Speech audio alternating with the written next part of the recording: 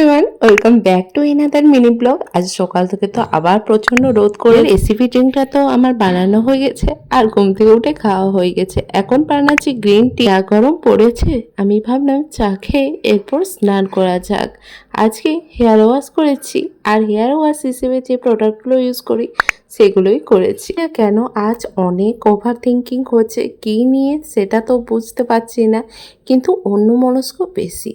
এরপর আমি hair serum হিসেবে যেটা ইউজ করি সেটা ইউজ করতে গেছি, পুষ না করে পুল করে ফেলেছি আর অনেকটা পরিমাণে নিয়ে ফেলেছি। এটা তো বেশ কস্টলি, সেই জন্য একটু বেশি মন খারাপ লাগছে। আর আমি তো সামান্য পরিমাণ ইউজ করলেই আমার চুলে অনেকটা হয়ে যায়। ফলে কি হলো, আমার হেয়ারটাও চিপচিপা হয়ে গেল আর আমার সিরামটাও অনেকটা নষ্ট গেল।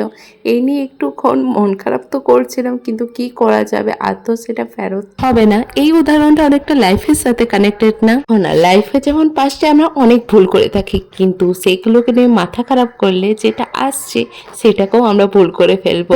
যেটা হয়ে গেছে সেটা হয়ে গেছে, সেটাকে ধরে রেখে কোনো লাভ নেই।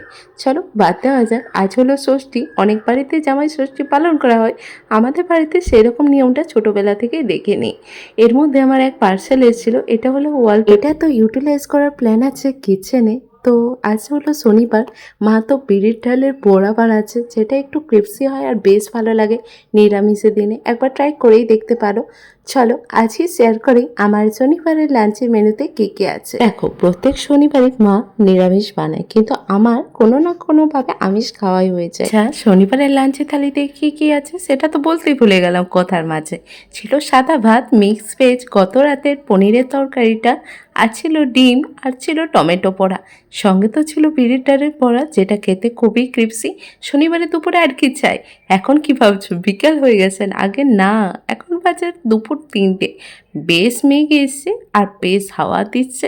একটু পরে তো এরকম গুমোট অবস্থা ছিল, এখন বাজে 4:45 নাগাদ। পরেই তো শুরু হয়ে গেল মুষলধারে বৃষ্টি। আজকে তো প্রচন্ড বাজ পড়েছে আর এক কাপ চা নিয়ে বৃষ্টিটা উপভোগ করছিলাম। বৃষ্টিপাতের রাতেই পছন্দের ডিনার পেয়ে গেলে আর কি চাই। ছিল আলু পরোটা, যেটা মায়ের বানানো। এ তো ছিল আলু ভাজি, কিন্তু আমার পছন্দের আলু পরোটা থাকতে আমি সেটা অল্প নিয়েছি। সসের সাথে হালকা চিলি ফ্লেক্স আর সাথে মেয়োনিজ নিলে আলু পরোটার স্বাদ আরেকটু যেন বেশি বেড়ে যায়।